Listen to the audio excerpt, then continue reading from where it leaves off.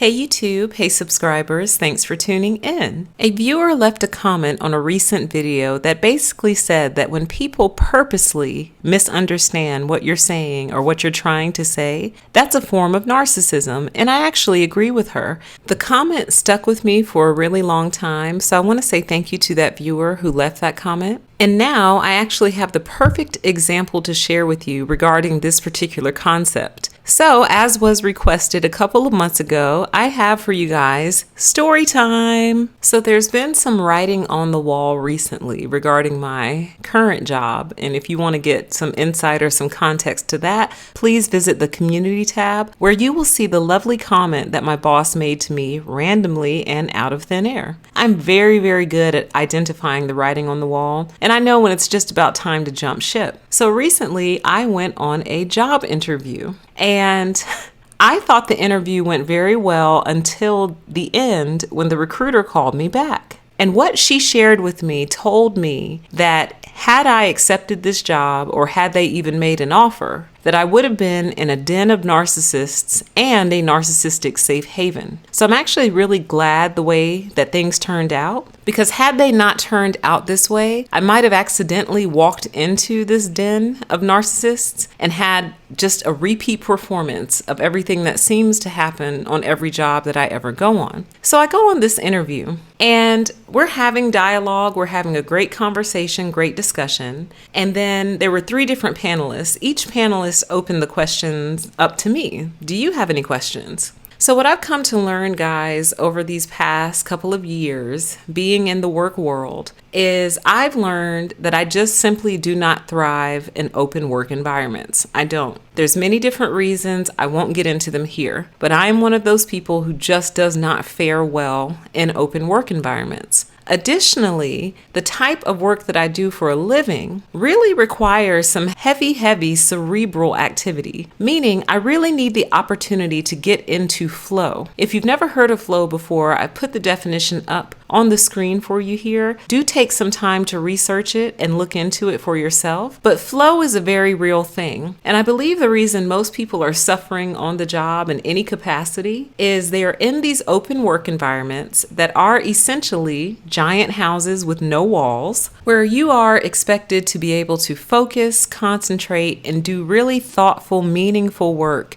without breaking your attention span. And after many years of trying to do that, I have just finally come to the realization that it's something I cannot do. There's something else I've come to notice with these open work environments as well. It's all starting to make sense and have the same theme underneath, but you are frowned upon if you cannot thrive in that environment. So in other words, if you look for alternative ways to get your work done, if you all have like an outside area and you'll take your laptop and go sit out there and do some work, or if there's like another floor you can go to and do your work, it's highly frowned upon to break away from the group and actually go do the work that they pay you to do. So I've also learned that as well. So one of my questions back to interviewers always now is, how is your work structured? Or what are your employees able to do to get away and focus and really concentrate and get their work done? So we opened up that discussion in this particular interview. And the type of work that I was going to be doing for these folks was going to involve a lot of reading, a lot of thinking, a lot of planning, a lot of writing, a lot of organizing. And really, that requires some quiet time. That requires some alone time. It really does. So they asked me, do you have any questions for us? And I said, yes, I do. I said, can you tell me how the floor is laid out? How are your desks arranged? And immediately they go into corporate speak. And it tickled me. It took everything in me not to start laughing at the table. But the guy goes, oh, well, we're just like Google. We believe in collaboration. And, our cue balls are very low. I mean, you look up and you're looking right into the face of your coworker sitting right in front of you or right to the side of you. And we really like it that way, because it just makes it so easy to ask a question without sending an email or an IM or something like that. Just on the fly collaboration right there on the spot. The CEO really likes that synergy that goes on the floor. And I'm thinking to myself, oh, nope, this is going to be a nope for me, right?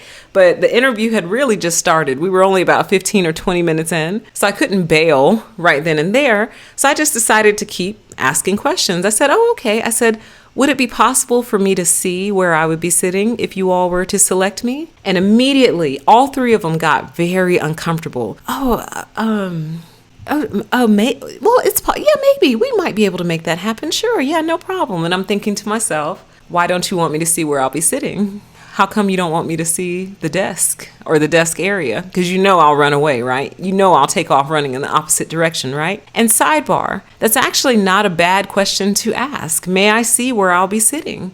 It's important. It's almost like trying to buy a house without seeing the neighborhood it's going to be in. Like, I'll just take our word for it. You'll be fine. Yeah, okay. Famous last words. So the interview continues, and we're having dialogue. I said, oh, okay. I said, no problem. I don't necessarily need to see it, but do you all have breakout rooms? For those of you who aren't familiar with what a breakout room is, it's basically a small room that anybody can access. Anyone in the company can either book it. Some companies have you book them, so there's no overlapping. Other companies, it's first come, first serve, but the purpose is for you to be able to go have private meetings, one-on-one meetings, do private work, whatever it is, have interviews, things like that. And the individual said, well, not really, just the one we're in right now, and there's about 2 others in the building.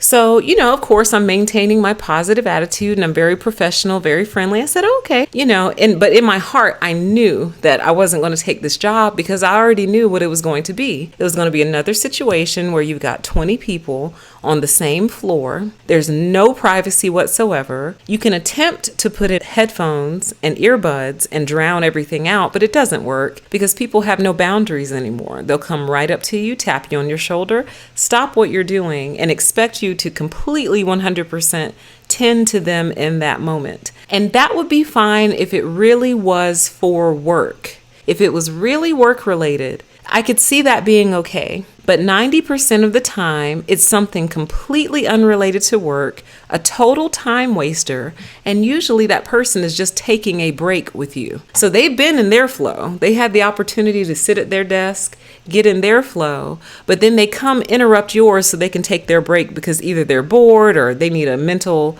rest or whatever. And unfortunately, in these corporate environments, now it's highly frowned upon to establish boundaries about yourself. Highly frowned upon. Even though it doesn't work, even though study after study has shown that these open work environments not only don't work, they keep your employee population very, very sick. Because the other part of the cult membership is you come to work no matter what. If you have the cold, the flu, walking pneumonia, you show up no matter what because that's what the team needs. Even though you just got the whole team sick and you killed productivity for the next 3 to 4 months, really, because it's just going to keep bouncing from person to person, recycling, getting stronger, and spreading. And it's disgusting, and I don't know why we do it. Of course, I didn't say all this in the interview. I'm thinking all of these things, but immediately my heart and mind were just like, no.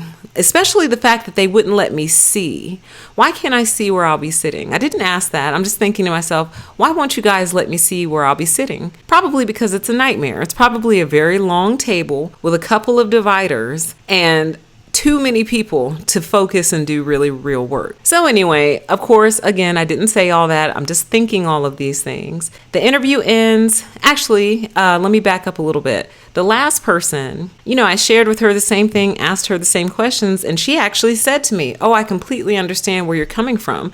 I get all my work done at home because when I'm here, I get no work done. So I walk away from this interview thinking, okay, they kind of understand where I'm coming from. And the last person who interviewed me, who was also the manager, completely relates to my point of view and even said that she gets all her work done at home herself. So then I'm thinking, oh, maybe there's some potential for work from home. So I walk away with a primary no, but also a maybe just in case. Fast forward, the recruiter calls me and tells me that they've decided to pass on me because I said I wanted an office.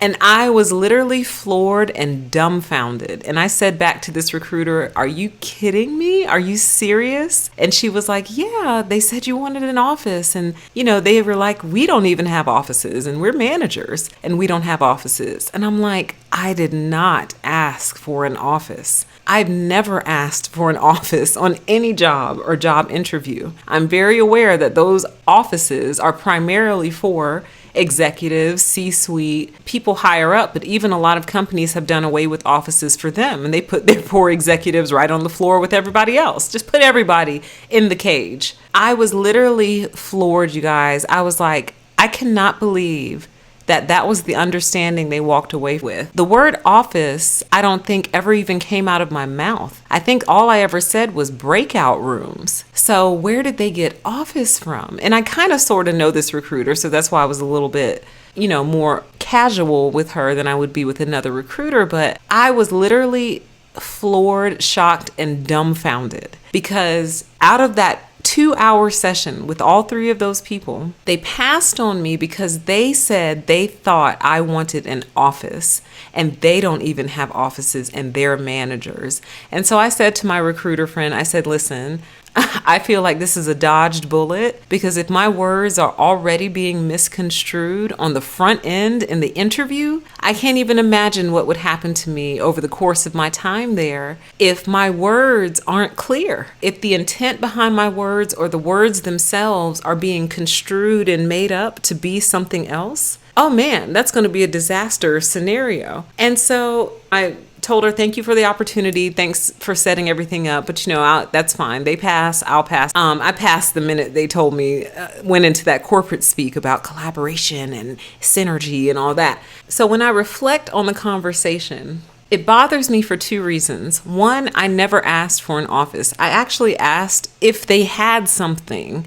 that was pretty standard to a lot of companies. Lots of companies have breakout rooms, and many of them.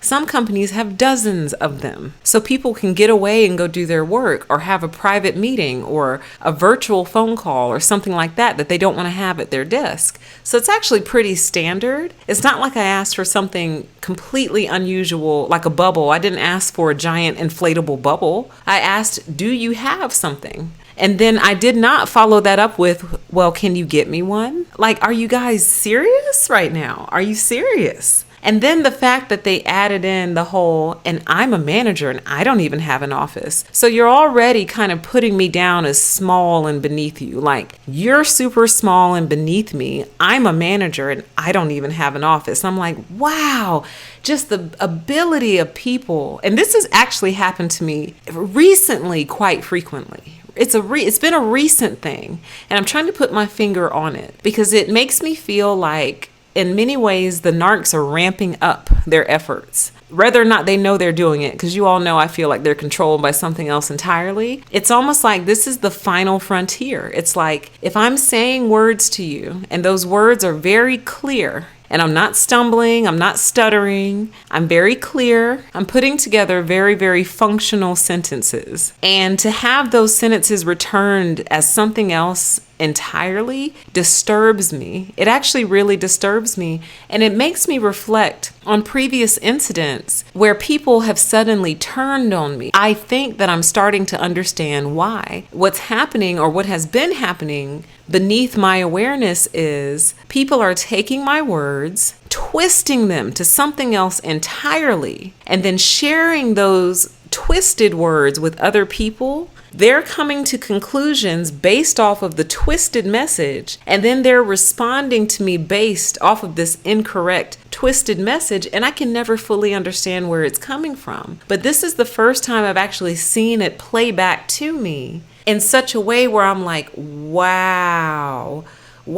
So anyway, guys, I consider that a dodged bullet. I'm actually really proud of myself for asking the important questions on the front end, because I usually never ask that on a job interview. Where will I be sitting? May I see it? I never ask that. I just get thrown in hoping for the best, and it usually ends up to be a nightmare. So I'm proud of myself for, on the front end, inquiring within and seeing, is this going to be a situation that I can thrive in? And it's almost like the more I think about it, it seems like they took offense They took offense to it. And I feel like a lot of times when I'm talking to people, they take offense to what I'm saying, and I don't realize that they're taking offense because I'm just speaking honestly and truthfully. But what if my words made them realize the reason y'all go home stressed out every single day is because this layout doesn't work? The reason you're always sick is because this layout doesn't work. The reason you feel like you can't get anything done is because all of your peers feel entitled to your time, your work time, and your after work time. Quite frequently, they feel entitled to. That's why you feel scattered and drained and anxious and nervous and like your head is going to explode and you're just going to collapse in a ball of anxiety. That's why. So it's almost like I offered them therapy in that interview and they didn't like it. They were very, very put off by my questions. And I wanted to say, well, if you were going to get so angry with my questions, why did you ask me if I have any questions? Probably because they didn't want real questions. They wanted the fake standard canned interview questions like, what does a person need to be successful here? How would a person move up in the company if they were really ambitious? Things like that. No, I ask you the questions that really matter. Where will I be sitting? May I see it? And it's almost like as soon as they discover I'm not an idiot, they go on the defense and get angry. At least now I know that quite frequently, my words are taken out of context. The intent behind them is misunderstood purposely, and they run off with these wild conclusions about me that aren't true. They never check in with me to see whether or not the conclusions are true. And people are responding to me based on my words, but based on their interpretation of my words. And that actually is a little worrisome for me, and I don't know how to prevent that or solve it. The only thing I could come up with was only answer asked questions. But even still, if you're still going to take my answer and warp it to suit whatever narrative you're trying to push forward, what good are my words? So I don't know, you guys, if my words are getting twisted up and misconstrued, no matter how clear they are, I really don't know what else to do because I only know one language. Should I learn another language and speak that one primarily? Because then maybe people will have a more difficult time twisting it up. I don't know, you guys, but it definitely happened. So it was the perfect illustration of that comment. Narcissists purposely misunderstand your words. I couldn't agree more, and it actually happened to me. Has it ever happened to you? Let me know down in the comment section below. Thanks, you guys. I'll talk to you again soon, and I grant you the permission to exist. Bye-bye.